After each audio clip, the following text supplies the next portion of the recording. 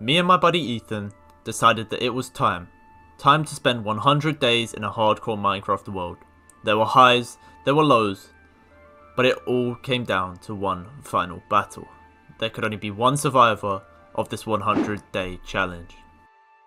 As you probably know, hardcore Minecraft means we only have one life, so if we die, our world ends.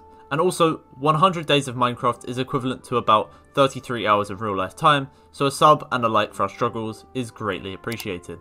I have only ever completed the base game of Minecraft once and have fallen behind on a lot of the recent updates, meaning new knowledge and new skills awaited me.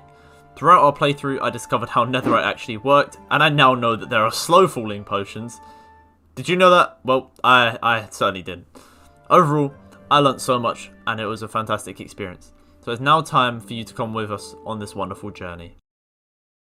So, day 1 began and a fresh new world awaited us. Unfortunately, I am stupid and forgot to record the first day. So, here's Ethan's point of view, and if you want to see his whole experience, go watch his 100 days video too, link will be in the description. We quickly gathered enough wood to make a pickaxe.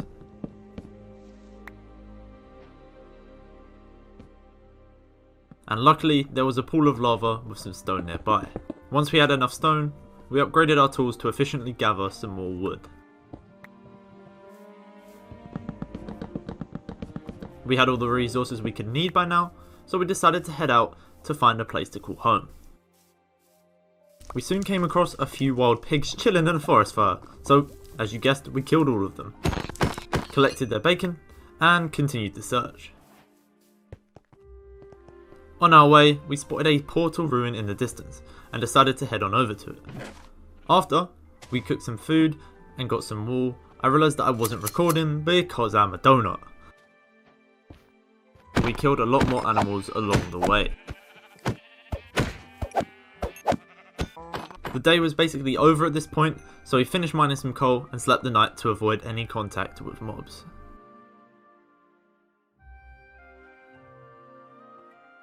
As I jumped off the mountain that we rested on overnight, the squid thought he was funny and started body blocking me. But little did he know I had a sword, so I got my revenge. Maybe a little bit too much revenge. A small hole in the ground tempted me in, and I couldn't pass up the opportunity to gather some quick iron. We had another encounter with a portal ruin, so we looted it, but it didn't really offer us much. We then found our first desert temple, and to my surprise, it actually had really good loot, giving us a god apple and an efficiency 4 book. It was getting dark, so we slept the night once again, but this time in the middle of the desert. Soon after our rest, we found a desert village, looted it for some food, and spotted a plains biome in the distance. After a lot of travel, we decided that this was the right place to truly begin our world. We got to work chopping the abundance of trees nearby, and I quickly found a little passage leading downwards, but there were 2 creepers ready to stop me. I baited them up and got them to blow each other up.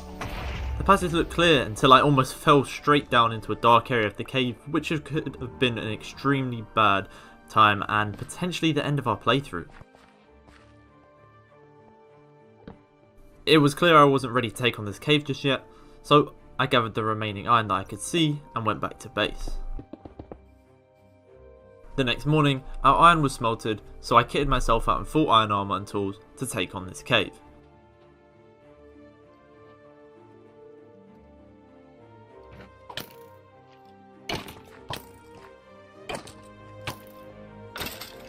I found our first gold, but this was a long enough mining session already, so I headed back once again. But when I returned to the base, it was already night. This time, we stayed up to farm some mobs and get their XP. Me and Ethan ended up tag teaming an enderman, which actually got us our first ender pearl. After bone mealing some seeds, I got enough wheat to lure in some sheep. Then did the same thing for cows. Then we trapped both of them in, ready to mass breed them in a small space like all meat producers do. A wandering villager and his llamas came over, but the trades were absolutely useless, so we killed him, and unfortunately this did aggro the llamas, who just kept spitting at Ethan. It was quite enjoyable to watch until one of them decided they were going to randomly start spitting at me too. We killed one and then left the other leashed to one of our fences.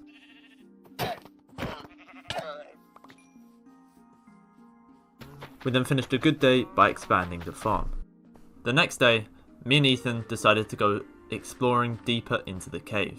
We found a lot more ores, including lots of iron, lapis, redstone, and an abandoned mineshaft. After exploring the mineshaft for a bit, I came across a few chests and grabbed anything good that I could find.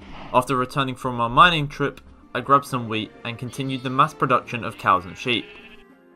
Looking back, this was an absolutely awful decision, but we decided that the floor of our house would be made out of birch logs, so I went to the forest to gather as much wood as possible.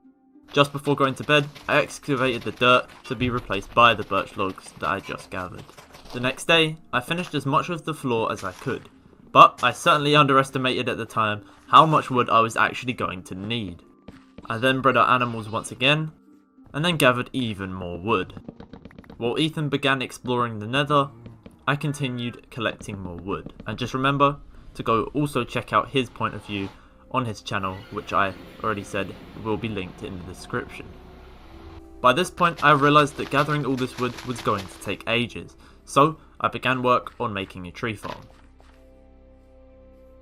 Then while the trees were growing, I continued filling in as much of the floor as possible. Over the next few days, I collected the wood from our tree farm and used it to fill in the floor. Me and Ethan decided that we needed some more diamonds, considering we only had 5 between the both of us to use. So we got to work building a staircase down so that we could begin strip mining. But on our way down we ended up in a large cave system which we obviously just had to explore. After exploring almost every inch of the cave, hiding round the corner I found my first diamonds. A 2 vein! Oh, how disappointed I was. We continued mining overnight into the next day, and I found another abandoned mineshaft. This time the chest provided me with some awesome loot, giving me a diamond and an infinity book. I continued strip mining for a while, gathering some more ores, but unfortunately still no diamonds for me. Luckily, Ethan had found quite a few more diamonds. Ethan had also been busy at work making a level 30 enchantment table, so I began rolling for a good pickaxe enchant. I risked it for Unbreaking 3, hoping for the God pickaxe, but was let down to see that it was only efficiency 3 and fortune 2. Little disappointing, but it was better than probably about 10 times what I had before. I made a diamond sword and then went strip mining once again for even more diamonds. But for some reason my luck was just so off and I was seriously struggling to find any diamonds whatsoever. The next day I decided to go for the power 4 enchant for my bow. Luckily it also came with Unbreaking 3. Then I remembered that the infinity book I found in the mineshaft chest and decided to also apply that to my bow. All of a sudden Ethan tells me to turn around and to my surprise he has sent me a full set of diamond armour. While we smelted the abundance of ore we had from the mining session, I bred the animals once again. Then, out of nowhere we were under attack by pillagers. Don't really know what he was even trying, so I just 2-tapped him with my newly enchanted bow. And got a bad omen, which is some weird debuff. This was not only an eventful day, but also an eventful night as we found a zombie villager. We baited him downstairs and trapped him so that we could cure him into a normal villager someday. But mobs can despawn, so there was only one way to prevent this. We had to name him Steve. Steve is such a great name. If any of you are called Steve, let me know down in the comments. The next day, mass production continued as normal. Then we decided to go into the nether in search of ancient debris, which I now know is what can be smelted to make netherite. This was also great for XP due to the wide range of quartz that we found. After the nether trip, we smelted the ancient debris we got, and I also stored away some blackstone that I had mined, seeing as it would come in useful for building later. From all the nether XP, I was also level 33, so I went for a level 30 sword enchant of fire aspect 2, but it did only come with sharpness 3. I had even more levels left over, so I also went for protection 4 diamond chestplate, and hey, we got exactly what we asked for. I then crafted my first ever netherite from the smelted scraps and some gold. I went back to the nether looking for quartz XP and also some more netherite, but that trip was cut short as I had to return due to the durability of my pickaxe. Instead of repairing my pickaxe, I made a new one, got level 30 and went for efficiency 4 enchant. And boy, we got the God Pickaxe, Efficiency 4, Unbreaking 3, and Fortune 3. I farmed some more mobs overnight for level 30 once again, and this time went for a sword enchant of Sweeping Edge 3. Alone, each of my swords were weak, but together they were strong, so I combined them and got a very nice looking sword. With my fancy new pickaxe, I decided to go mining for diamonds once again, but this time feeling a little bit more lucky. And what do you know, I found a decent vein of diamonds. I quickly relogged because the server was lagging previously, and then collected them up, obtaining 12 diamonds due to the Fortune 3. After the mining trip, I decided to give our mine a little makeover. Wasn't my favourite design ever, but it was a lot better than before. The next day, I went mining once again, but this time it was actually more in terms of getting XP. However, I did find quite a few more diamonds once again. While Ethan began work on a bigger wheat farm, I used what bone meal we had in order to get enough wheat to breed our animals once again. Later the same day, I went back to the nether in search of more ancient debris. I ended up finding 4 more, which meant 1 more netherite to add to our collection. To finish off the day, I level 30 enchanted my shovel with Unbreaking 3, and then remembered back to that Efficiency 4 book that we found, I believe, in the Sand Temple earlier. I slapped that on and then began terraforming the land. We were really starting to get into the industry standard conditions for animals by now, so I continued the mass production once again. My tools were really starting to run low, so I repaired them back to a nice durability. Then I realised that our resources were all over the place, so I spent the next few days sorting out all of the chests. Once all the chests were organised, I began building up the walls around the base, so that mobs didn't just keep flooding in freely. Then I began excavating the downstairs of our house so that we could build down there. We then set out a design for where all the villagers would go, and Steve was our first ever villager, so after a bit of struggle we moved him to a nice home. Over the next 7 days we continued renovating the downstairs. While I continued building, Ethan cleansed our zombie villager using a splash potion of weakness and a golden apple. And there we had it. Steve was now looking wonderful. Also, if you don't know, as I didn't, whoever cleanses the zombie villager gets the better trades, and hence Ethan would have had much cheaper trades than I did. We took a break from the downstairs for a minute and decided to turn some of our gear into netherite, bringing us one step closer to full netherite armour and tools. Ethan had also traded with his villager to get me a mending book, which I slapped onto my pickaxe. The downstairs was almost done when Ethan called me up to come cleanse one of the other 2 zombie villagers that he had captured. I then began trading with the villager in order to level him up and unlock, hopefully, much newer and better trades. I'm pretty sure that Ethan wasn't very happy with the trades, so he zombified them once again, and we cleansed them again. Also, I continued developing the very bottom layer and was really liking the feel and aesthetic of the blackstone design. I spent the next couple of days in the nether mining for even more ancient debris and also some more blackstone for the basement. The basement was really coming along nicely. Ethan's villager's trades were amazing as he handed me another 2 mending books, one for my sword and the other for my chestplate. Apparently getting an Unbreaking 3 book and a mending book from the same villager is extremely rare, so I guess we got extremely lucky. I then also made my sword netherite. After not sleeping for the previous few nights, we actually got the phantom membranes that we needed to make slow falling potions. After smelting all we had from the nether, we now had 7 spare netherite ingots. I then also made my shovel into netherite. Ethan got some dark oak wood, and this was awesome as it suited the basement perfectly. I finally finished the downstairs design and I was extremely happy with how everything turned out. Let me know what you guys think of it by rating it out of 10 in the comment section. Because of the netherite mining, my pickaxe was starting to get low, so I went out strip mining once again. Seems kinda counterintuitive, but this time I was mining every bit of coal and redstone as I could find for that juicy XP that repairs my pickaxe. After a lot of mining, my pickaxe was back at full durability, and I had also collected another 28 diamonds along the way. We then started to feel a bit bad for the cows, so we moved them to a much larger and spacier home. I could already see the relief in the poor cows' eyes. Overnight I killed mobs until level 30, and by that point my armor had taken a bit of a battering over the last 50 days. So I made a new set of diamond armor, as repairing them would have used too much XP for my liking.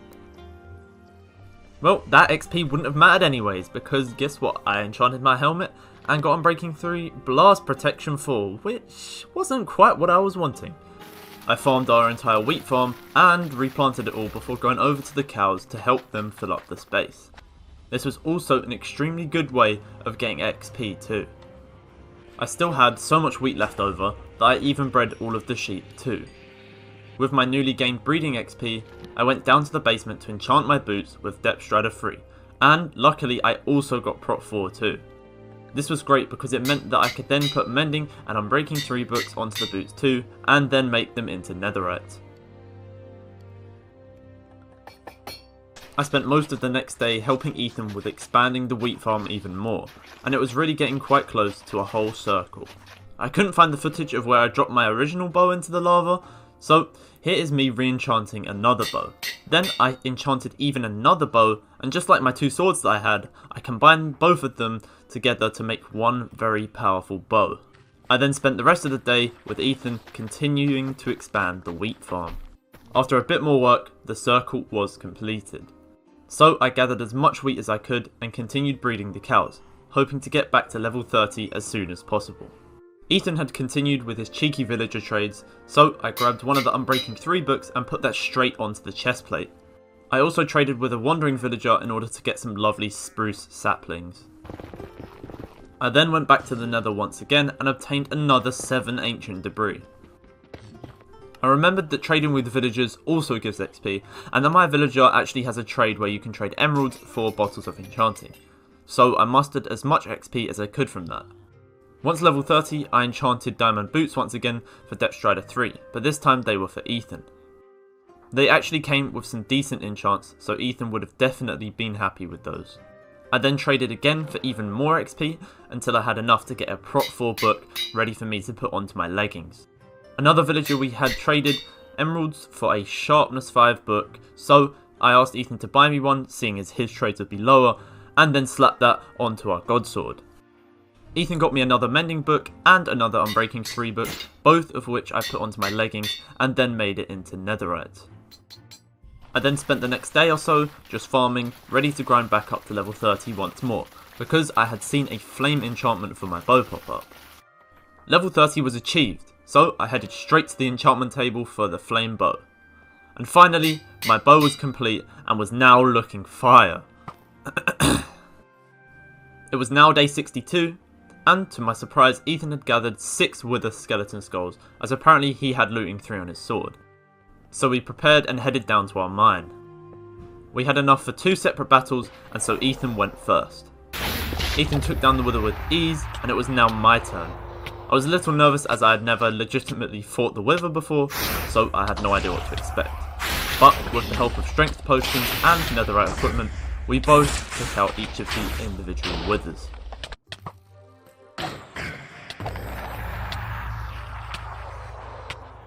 Well, I guess the Blast Protection 4 helmet helped me a little bit here in the end. We both then used our collected nether stars to make beacons. We built a small base for both of the beacons and selected haste 1 and speed 1 for our buffs. Unfortunately, the range of the beacon wasn't great, and we also didn't have enough resources for tier 2 buffs yet either. I then decided to roll for a better helmet enchant and eventually got Fire Protection 4, which is actually what I was looking for. It nicely came with Unbreaking 3 and Respiration 2. I then put the Mending on the helmet and it was ready for the netherite treatment. And there we had it, full netherite armour. We spent the next couple of days mining for as many resources as possible so that we could upgrade our beacons. While all of our ore was smelting, I farmed once again and bred the animals too for that sweet XP. Once again I had reached level 30, so I enchanted an Efficiency 4 book. I then combined the book and my pickaxe for the God Pickaxe's final form with Efficiency 5. Breeding animals was starting to become the norm for XP farming. We had also made really good progress on the beacon.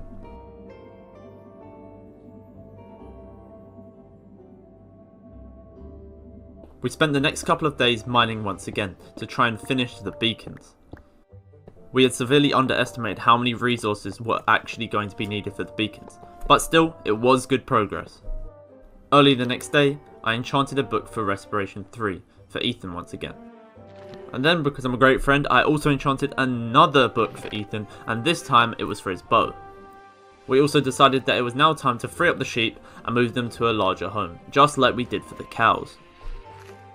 We had finally collected enough resources to complete our beautiful beacons, buffing us with Speed 2 and Haste 2. I then farmed some of the spruce trees I'd planted, as I wanted to use this for the basement's decoration. I think the downstairs was looking much nicer with the spruce wood. I then also added skylight to the staircase, which I am personally a fan of. And then Ethan reminded me to change the torches to hanging lanterns, and I think this lighting synergised perfectly with the room's theme. While Ethan began work on the upstairs for the house, I continued adding lanterns around the place to make the things look a little bit neater. The upstairs was starting to take shape, and I could see where Ethan was looking to go with this. We then added a final touch to the basement by adding a redstone lamp on the passage down. At this point, I felt like I was running out of things to do, so I just made a sharpness 5, unbreaking 3, and mending diamond axe. Ethan had a vision for the wheat circle, so we began excavating a space inside of it, inspired by a build that we had seen before, and undoubtedly some of what you guys have seen before too. I then completed my full set of netherite tools by making my axe netherite. To finish the day, I began moving the beacons over to a spot where we can get haste 2 while mining, meanwhile still getting speed 2 inside the house. I finished the beacon transfer, however it didn't quite go as planned because we had to run to a specific spot to get the haste 2 for excavation. It was a little inconvenient, but we continued working with what we had because we knew this project was going to take a lot of time, and that it was already day 83, meaning not that much time was left. I finished the day by filling in the floor with glass. We genuinely spent the next 10 days trying to finish this underground farm. It was taking ages because we were trying to line up perfectly the farm above with the farm below. We then finally moved all of our chests upstairs, and now that I think about it, we probably should have done this earlier. I also went down to plant more of the potatoes, so here you can see what the build looks like without any fully grown potatoes. I finished the day by putting down some lanterns and fixing the upstairs glass panel railing. It was day 96 at this point, meaning time was seriously running out. Currently our house was without a roof, so I got up there and started making some pattern that came to my head. We then filled in the roof, and here is the finished product. I feel really proud that we made it this far and made several really cool builds. Now that all of our builds were complete, we set out over the next 2 days to kill the Ender Dragon. The stronghold took a little while to find, but we still made it within good time.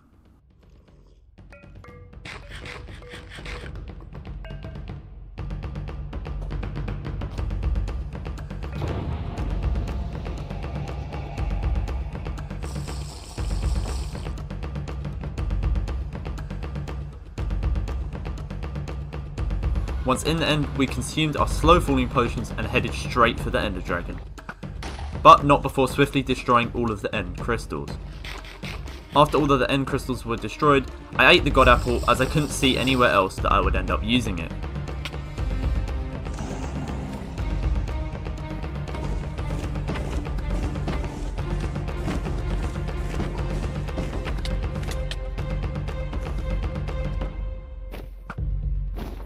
While the dragon came down on its perch, me and Ethan made one final push to slay it.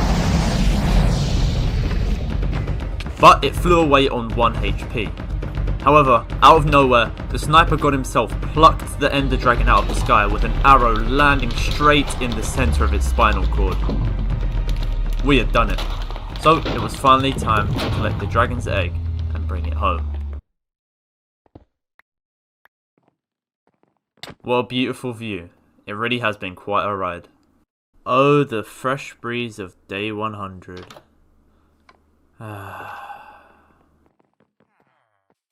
But wait, there could only be one survivor. So we set the beacons to resistance, strength and regeneration, and got ready for the battle to the death. I'll leave you to watch the awesome PvP as two gods clash for power over this hardcore world.